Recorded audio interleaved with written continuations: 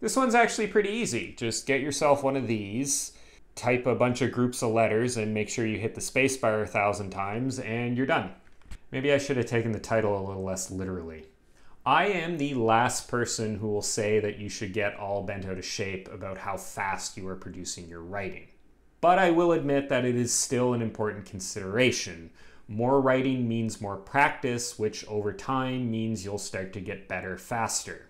I may have made a mistake by putting a specific number in the title of this video. How many words you can reasonably produce in a day or over the course of a week depends on a lot of factors. Around 1,000 words a day is what I normally produce in the time that I set aside for writing most days, which is usually just over an hour. Obviously, if I were to spend more time writing, I'll produce more, but 1,000 words is my typical daily goal. Now, I didn't arrive at that target overnight, and I didn't start out at that level of production. It took a lot of time and a lot of work to get to that point, and I've only managed to consistently produce at that rate after a lot of practice and a lot of time. What you can expect to attain will depend a lot on your writing style, among other factors.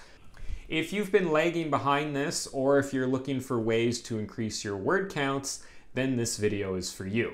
Here are 3 tips to help you write more in less time. Tip number 1, find the best time of day and set aside that time for writing. One of the most crucial things is writing at the right time of day, or right time if you want to spell it wrong. Everybody has different parts of the day where they are most productive, where their mental state is most conducive to writing. You might be an early bird who writes first thing in the morning, or you might be a night owl who gets a late evening burst of enthusiasm.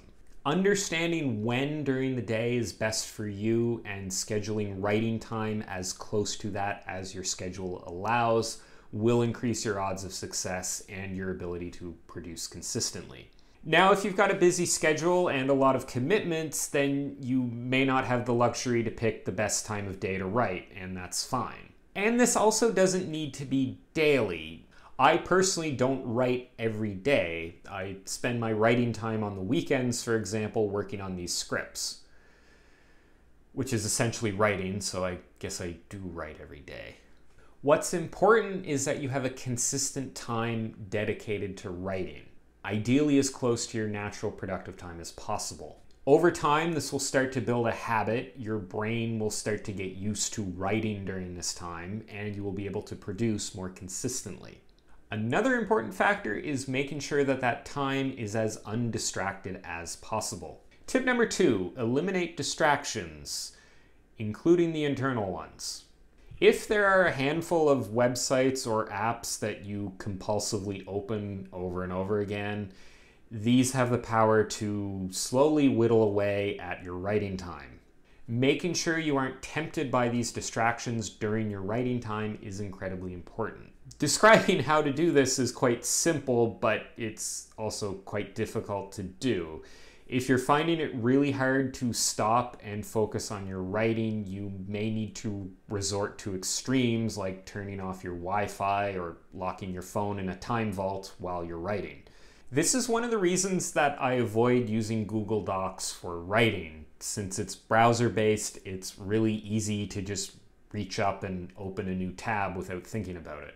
Distractions don't just come from outside either. One of the worst destroyers of your word count is that internal editor that came bundled with your operating system.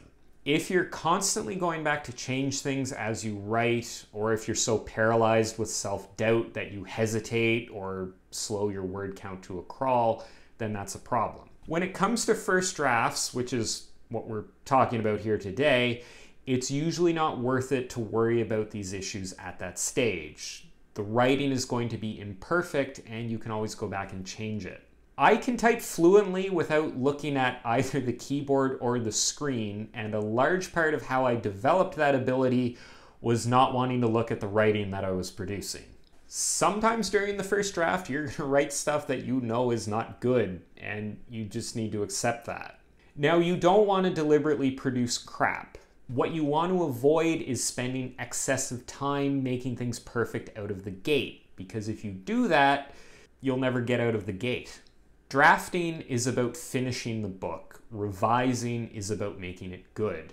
And you won't progress as a writer unless you produce enough writing. Speaking of progress, tip number 3, keep track of your progress. I have waffled back and forth on whether it's worth it to keep track of your word count, and lately I've kind of drifted back to doing it. There's an old adage that if you can't measure something, then you can't manage it, and that absolutely applies here.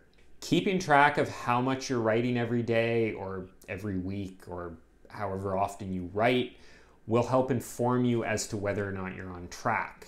Also, if you have a bad day where you don't hit your target, you'll be able to see it among all the other days where you did hit your target. I've also found that this can serve as a good sort of accountability mechanism, as how well you're doing will be right there in front of you.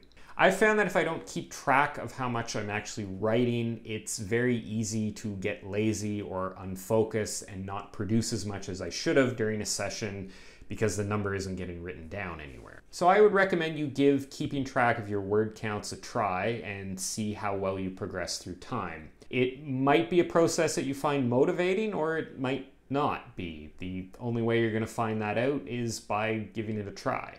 Just like I'm glad you gave this video a try. So there you have it. I hope you enjoyed this video and found the advice in it useful. If you want to see more stuff like this, you can check out all my other writing advice related videos and subscribe to my channel. I post new videos every Wednesday and Friday. Thanks for watching, and I'll see you next time.